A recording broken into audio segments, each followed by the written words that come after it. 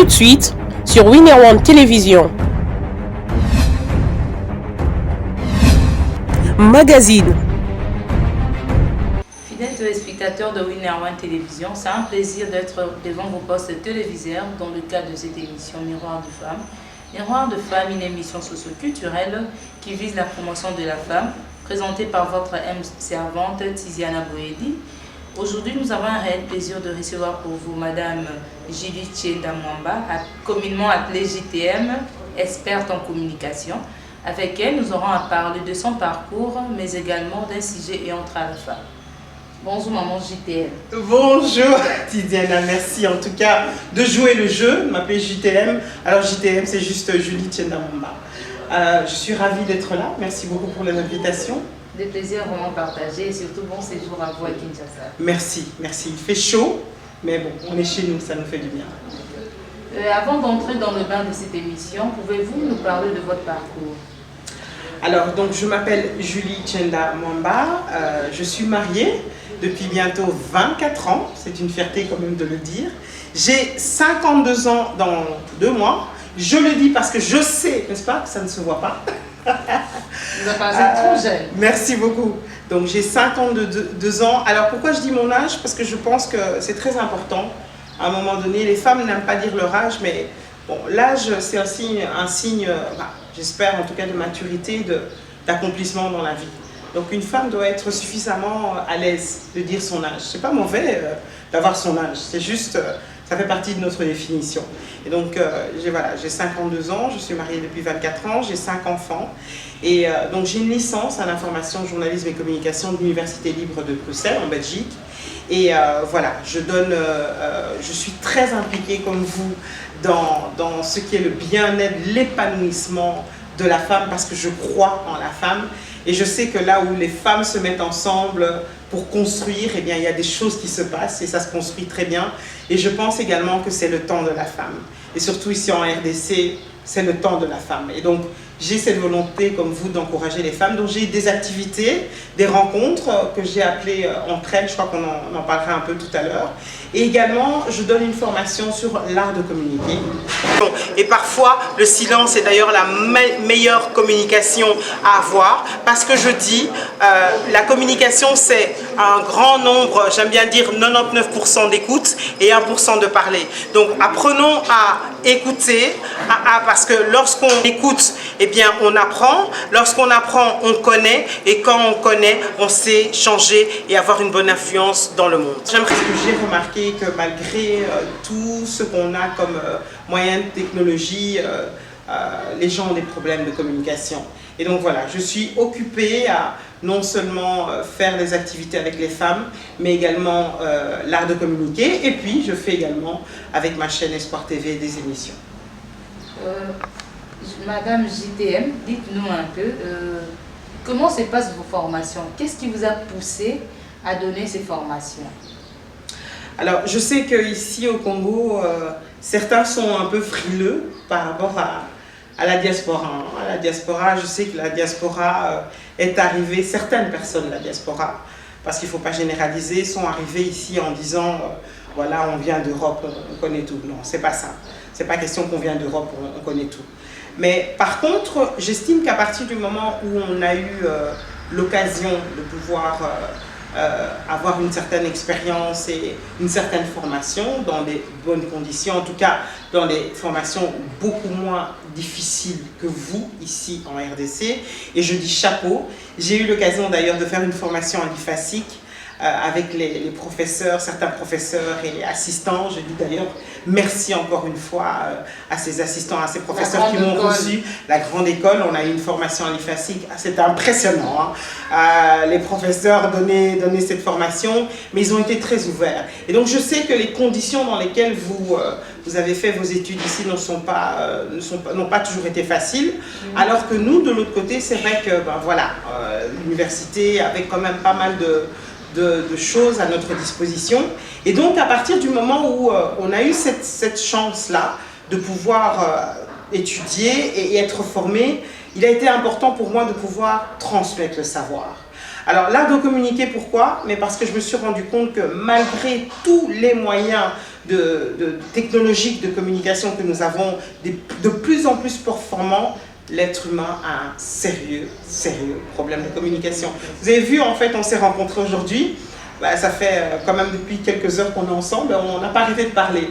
Donc, vous voyez, c'est important de se dire qu'au-delà de nos téléphones, on a déposé un peu nos téléphones, au-delà de nos téléphones, on a cette communication qui se fait. Parce que quand on communique, eh bien, on a les informations. Quand on a les informations, on a la connaissance. Et quand on a la connaissance, on a l'influence et on a de l'impact. Donc, c'est très important. Et donc, avec l'art de communiquer, c'est donner aux participants des outils pratiques et pragmatiques qui vont les aider à mieux faire passer le message. Parce que dire les choses, c'est bien les dire, c'est encore mieux. Donc il faut apprendre à dire les choses de manière à ce que le message passe. Quelles sont vos cibles durant vos formations? Alors, c'est tout le monde. L'art de communiquer s'adresse à tout le monde. J'ai eu la grâce, je dirais, depuis 2021, que j'ai commencé mes formations à Kinshasa et à Goma. J'ai fait une vingtaine de formations ici au Congo. Et là, je suis revenue donc pour continuer ces formations-là. Toutes les personnes qui le désirent peuvent participer à ces formations sur l'art de communiquer. Parce que nous avons tous et toutes un message que nous voulons faire passer. Peu importe le domaine dans lequel nous sommes, nous avons un message que nous avons à faire passer.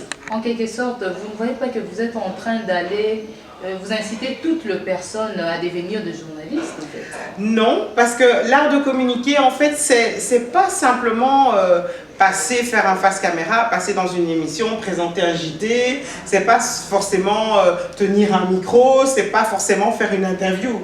C'est pouvoir, quand on est à la maison, avec son conjoint, savoir régler les conflits. C'est pouvoir savoir régler les conflits avec ses parents, avec les enfants, dans son lieu de travail. Avec la réalité de notre pays, surtout à Kinshasa, c'est très difficile, une personne qui n'est pas du domaine, de suivre ces genres de formation.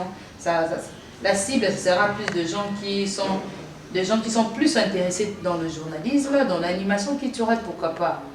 En fait, non. C'est-à-dire que j'ai deux modules. J'ai un module qui s'adresse vraiment au monde du média, avec l'introduction aux médias et à la communication. Ça, c'est un module où j'ai vraiment un PowerPoint avec des règles de communication, éthique, déontologie journalistique, etc. Mais l'art de communiquer, c'est vraiment la communication verbale, non verbale, comment je peux donner des signaux avec mon corps sans pouvoir m'exprimer. Je peux dire que je ne suis pas fâché alors que ça se voit que je suis fâché. C'est la gestuelle, etc. etc. C'est vraiment des outils de base, hein, des règles de base, des notions de base de communication que je donne et je vous assure, même des médecins. Par exemple, là, quand je vais rentrer en Belgique, j'ai une formation avec des infirmières. Dans le monde médical, vous savez que les infirmières, les médecins n'ont pas forcément de cours de communication. Mais ça se voit. Quand vous voyez parfois un médecin ou une infirmière qui vous balance à la figure comme ça, que vous avez une maladie incurable et que vous en avez pour 3 mois à vivre, pourquoi? Mais c'est un problème de communication. Alors, mon slogan, c'est quoi? Tout est question de communication. Vous le savez, vous êtes une experte en communication. Tout est question de communication, tout est communication. Donc, on veut simplement aider les participants à se dire tout est question de communication, tout est communication. Donc, je dois bien dire les choses. Dans le milieu professionnel, vous voyez aussi qu'il y a des conflits entre employés, etc. Pourquoi? Parce que les gens ne communiquent pas bien. Il n'y a pas une bonne communication. On garde un problème depuis même dans l'amitié, dans la relation d'amour, etc. On garde un problème depuis. On garde ça. Et puis à un moment donné, ça explose. Pourquoi? Tout est question de communication. Donc, ça s'adresse à tout le monde. Parce que tout le monde a un moment besoin de pouvoir mieux faire passer son message. Comment se passe-t-elle la collaboration entre vous avec les universités? Parce que nous savons ici à Kinshasa, la grande école, c'est l'IFASIC. En passant, je salue tout le professeur de l'IFASIC parce que c'est notre alma mater. Moi, je finis là-bas, ça fait 7 ans déjà. Et je ne sais pas, ailleurs aussi, à cette filière-là de communication, à l'UPEN, à Bel Campus, à l'UCC, à l'UNIKIN également. Comment ça se passe la collaboration entre vous avec ces institutions? Alors, bon, il faut dire que la formation je la propose comment? C'est-à-dire que vous qui me regardez, qui avez par exemple une structure, vous avez une association, une organisation, une structure, où vous savez que vous pouvez éventuellement comment dire, réunir des participants et leur faire bénéficier de la formation. Ben, je suppose que vous allez voir mes coordonnées qui vont s'afficher sur l'écran. Eh bien, il suffit de me contacter et alors, je demande aux personnes d'organiser la formation.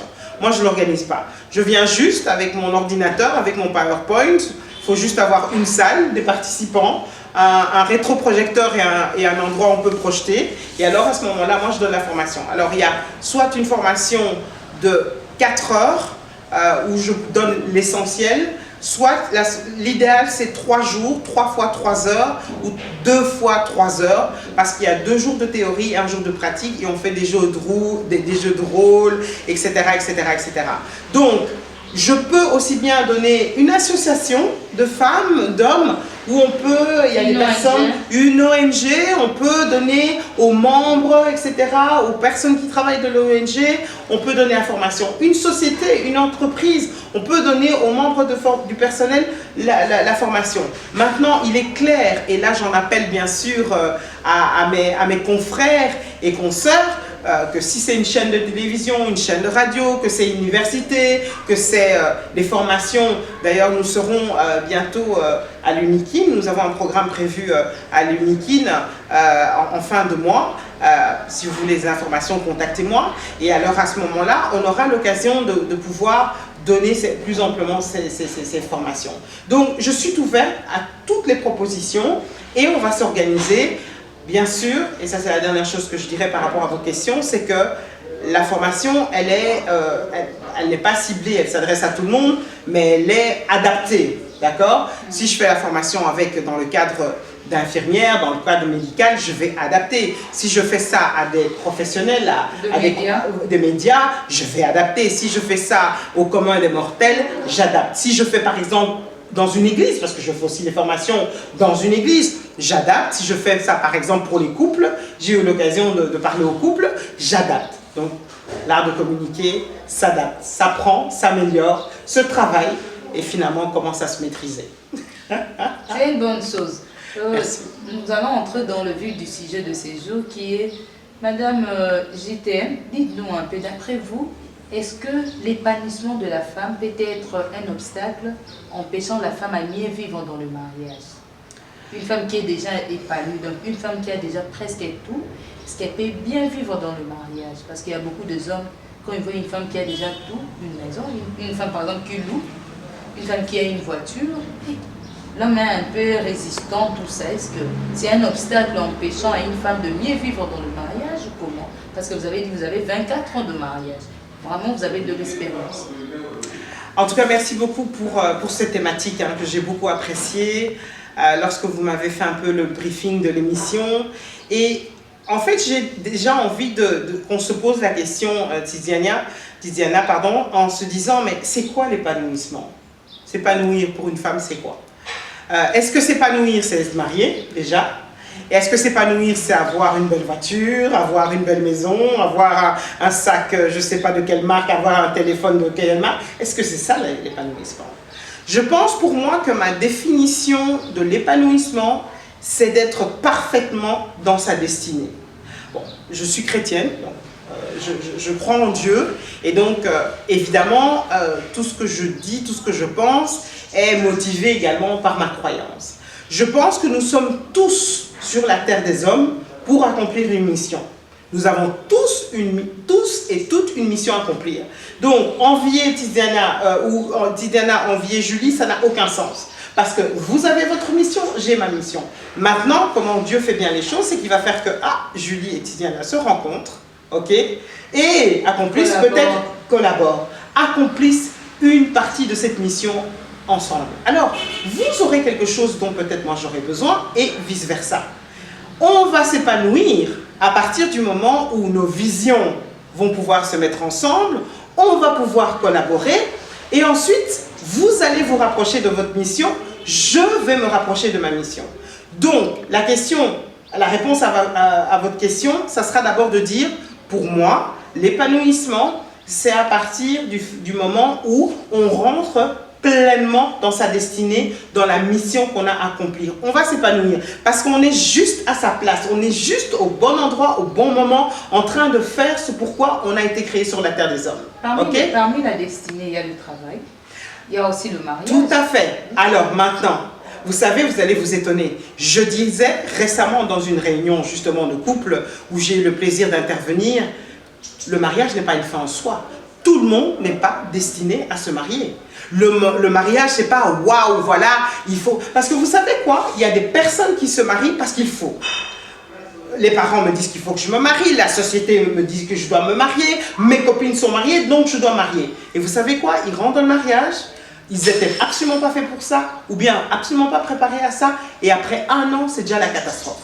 Et vous avez comme ça des chiffres où on parle de 1-2 mariages sur 5 qui sont capoutes. Même dans le milieu des chrétiens, les gens font semblant d'être ensemble. Donc on les voit comme ça, mais ils sont dans leur maison, ils cohabitent. Donc pour répondre à votre question de manière complète, je dirais 1, l'épanouissement, c'est être dans sa destinée.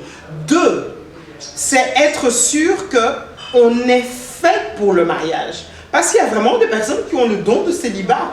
Il y a des personnes qui se disent, moi, c'est pas fait pour moi. Il ne faut pas me mettre dans ce... Dans la culture africaine, si tu ne te maries pas, c'est compliqué. Mais dans la culture africaine, Tiziana, combien il y a de mariages qui ne vont pas bien? Vous voyez, vous savez, mon mari et moi, on a des émissions qu'on fait ensemble. Ensemble pour la vie, c'est possible.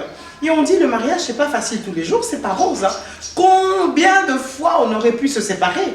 Combien de fois on ne s'est pas dit, non, là, on va arrêter parce que en 24 ans, c'est pas évident. Maintenant, une femme qui est déjà dans sa destinée, oui. Et une femme qui est dans sa destinée, elle a fait 2 études, elle travaille, elle est stable financièrement, elle trouve un mariage, mais le mari n'a pas son niveau. Comment est-ce qu'ils vont vivre? Alors, là, on est en train de parler d'autre chose. Laissez-moi terminer avec votre première question parce qu'elle était vraiment très importante. Donc, comment est-ce qu'une femme peut s'épanouir dans son mariage et en dehors de son mariage? Je dirais que tout ce qu'elle fait, ça fait partie de son mariage. Je suis pour l'instant à Kinshasa. Mon mari m'a donné sa bénédiction.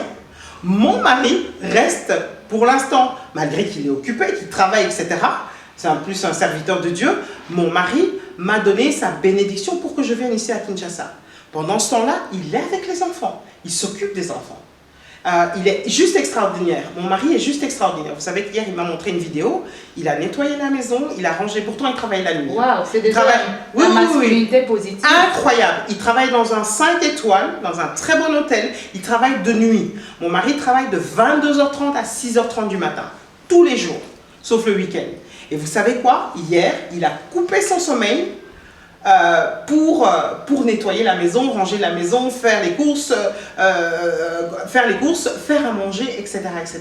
Ça, c'est mon mari. Pourtant, c'est un Moulbakati, hein, c'est un bon bantou, etc. etc. Alors, pourquoi est-ce qu'il le fait?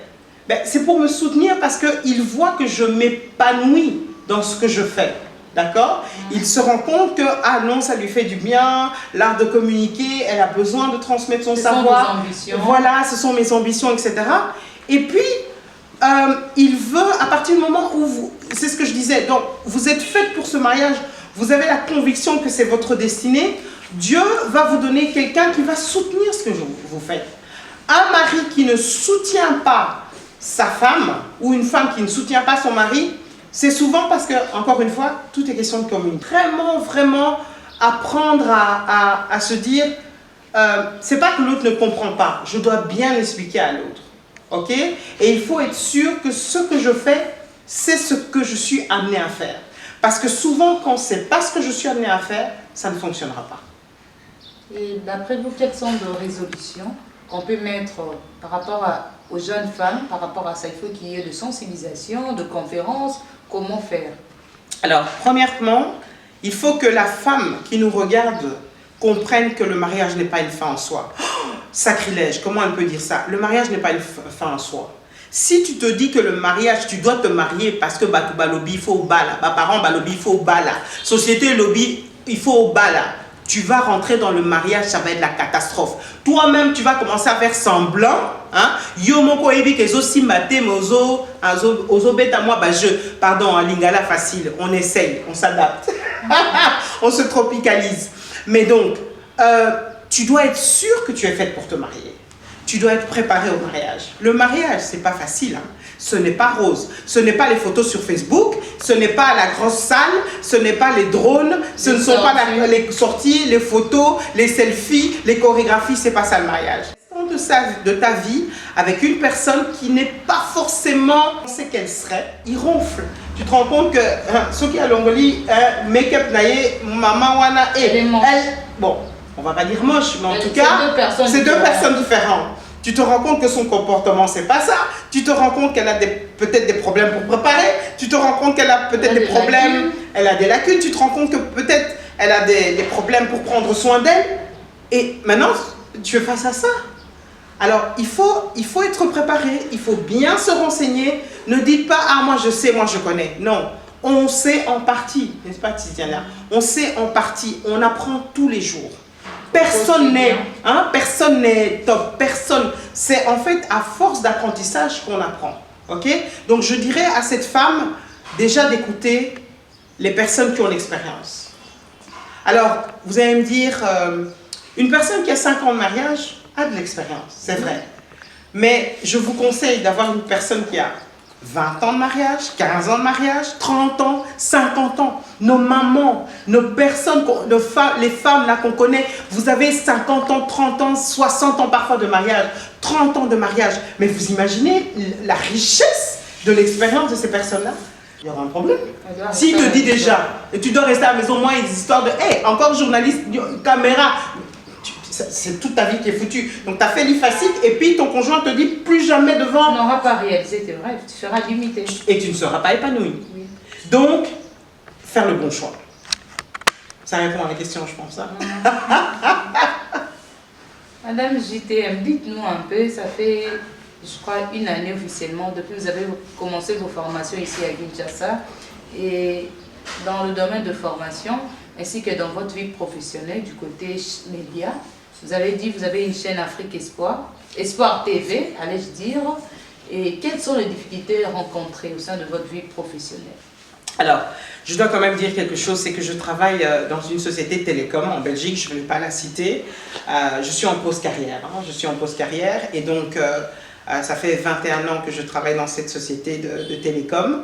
Et entre-temps, donc j'ai mes activités, parce que le gros problème que j'ai eu à un moment donné, Tiziana, c'est que je n'étais plus vraiment épanouie. Pourquoi? Parce que c'était métro, boulot, dodo, métro, boulot, dodo.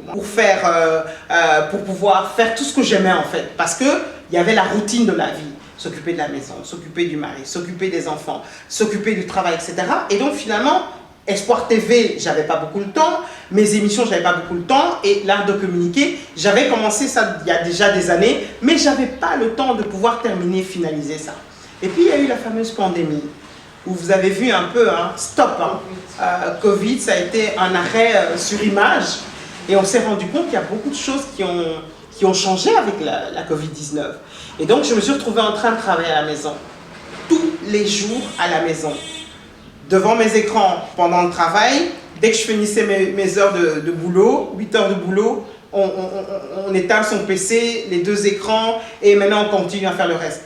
Je devenais folle en fait, je suis devenue vraiment, je n'en pouvais plus en fait. J'en pouvais plus de tourner en rond chez moi. Hein, mon chez moi qui était en même temps mon lieu de travail, qui était en même temps ma maison, etc. etc. C'était compliqué. C'était compliqué. Infiniment merci chérie. M'a dit oui, ok, tu peux partir, je vais rester avec les enfants. C'est comme ça que j'ai commencé à faire mes allers-retours. Et ça n'a pas été facile. Pourquoi? Parce que, comme en plus c'est une passion, vous vous autofinancez, c'est pas facile, surtout dans le monde des médias, où c'est très compliqué. Alors en plus, maintenant, vous avez un monde des médias où il y a des journalistes et des pseudo-journalistes, tout le monde est là, il y a 10 000 chaînes, donc financer tout ça, c'est pas évident.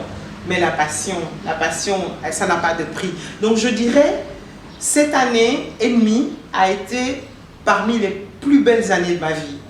Parce que même si je ne travaillais pas, même si je n'avais pas mon salaire habituel puisque j'ai pris une pause carrière, eh bien, même si avec mes formations, je ne gagne pas forcément de l'argent, parce que le but, c'était d'offrir ici, apporter ma pierre à ma communauté. Wow, une œuvre caritative. Oui. Donc le but, et c'est vraiment la vision que Dieu m'a donnée, c'est tu vas au Congo et tu contribues.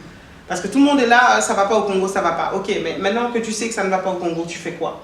Alors moi, je contribue avec ce que je sais faire. Ce que je sais faire, c'est l'art de communiquer, c'est mes émissions, c'est dans les médias.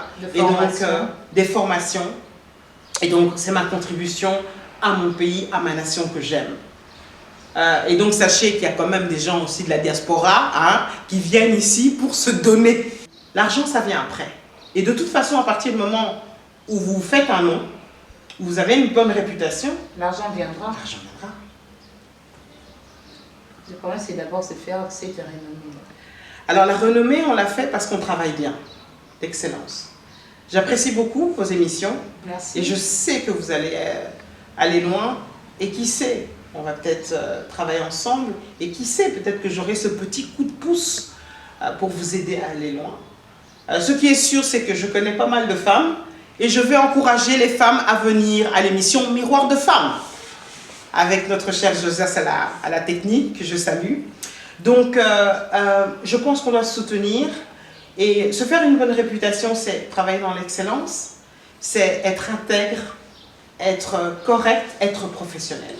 Et je pense qu'avec ça, on peut se faire une bonne réputation. Et d'après vous, ça fait très longtemps que vous êtes dans la vie professionnelle. Dites-nous un peu, quelles sont les difficultés majeures que les femmes rencontrent aujourd'hui au sein de leur vie professionnelle? Nous sommes dans un monde d'hommes, où c'est l'homme qui domine, où c'est la femme qui doit toujours se battre pour avoir sa place. Elle doit se battre. La femme est d'une résilience extraordinaire, vous le savez. La femme doit continuellement se battre. Même si elle est parfois, entre guillemets, je dis bien entre guillemets, meilleure que l'homme, elle doit doublement prouver. Elle doit se battre constamment vis-à-vis de la femme. Et je pense que c'est la grosse difficulté que la femme a, c'est que la société est très exigeante. Elle doit en fait donner le meilleur d'elle-même partout en même temps. Mais elle est aussi très forte, très résiliente. Donc la femme s'en sort toujours, je pense. Et avec l'aide de Dieu, ça va aller. Le meilleur reste à venir. Parlez-nous de vos perspectives d'avenir. Quels sont vos projets que vous envisagez faire les jours à venir?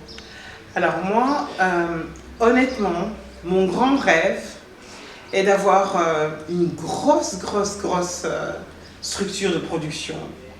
En Europe ou ici à Kinshasa? En tout cas ici. Hein? En tout cas ici. Donc moi, mon ambition, c'est avoir vraiment un grand centre, sisterjtm.com, avec en même temps un centre de formation, en même temps de la consultance, en même temps des réalisations, des productions, qu'on appelle les journalistes, etc., simplement parce qu'ils ont un micro en main et qui disent n'importe quoi, qui font n'importe quoi, qui ne respectent aucune règle d'éthique, déontologie, c'est pas normal. Donc moi, j'aimerais en fait contribuer à faire en sorte que le monde des médias en RDC soit vraiment un monde de médias professionnels. Parce que vous le savez, tout ce qui est image, tout ce qui est médias, ça a de l'impact, ça influence, c'est un pouvoir. Les médias sont le quatrième pouvoir, comme on l'appelle. Donc il faut vraiment pouvoir gérer ça parce que c'est vraiment important. Vous n'avez pas de ambitions politiques parce que la majorité des journalistes et surtout des personnes de la diaspora, ils visent toujours la politique. Non, je ne ferai pas de politique. Ma mère me dit toujours, ma mère est une, et je la salue d'ailleurs, Maïn Galou, qui est une grande dame, qui est une femme d'impact et d'influence ici en RDC, qui est très impliquée dans la politique, me dit toujours, tu finiras par faire la politique. J'espère pas, parce que... Moi, également, je le sens. C'est une prophétie alors. Bon.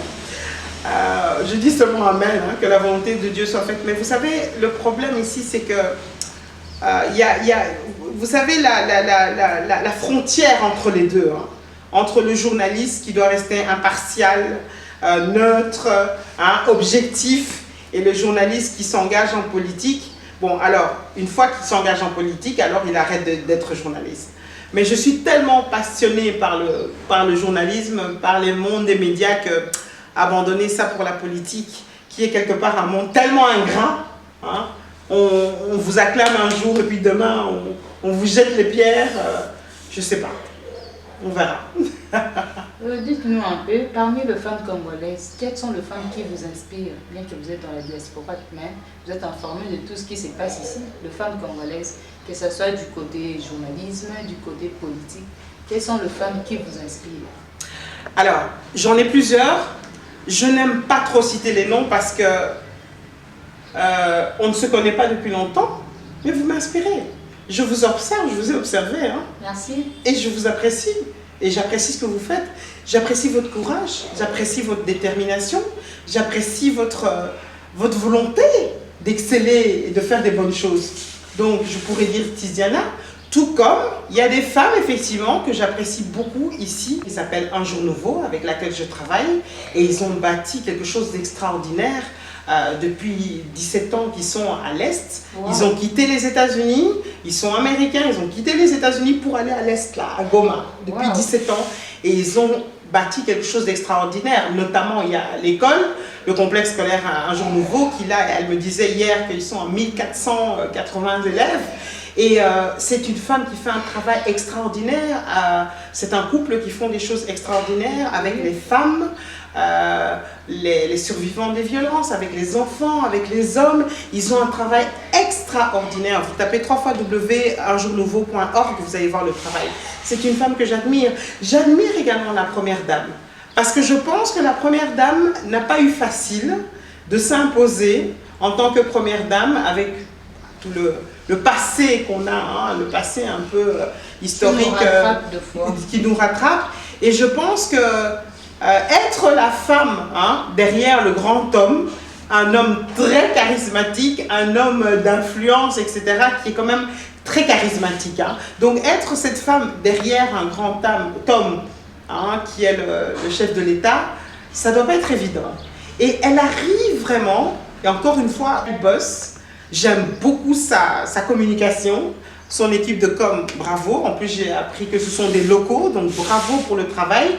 Une très bonne communication, elle travaille, elle s'impose même auprès d'autres premières dames, elle va un peu partout et on sent que ses actions, et on sent que voilà, on a maintenant retrouvé un peu notre valeur en tant que Congolaise, la femme congolaise. Si elle est représentée par Maman Denise, eh bien, moi, ça me va bien.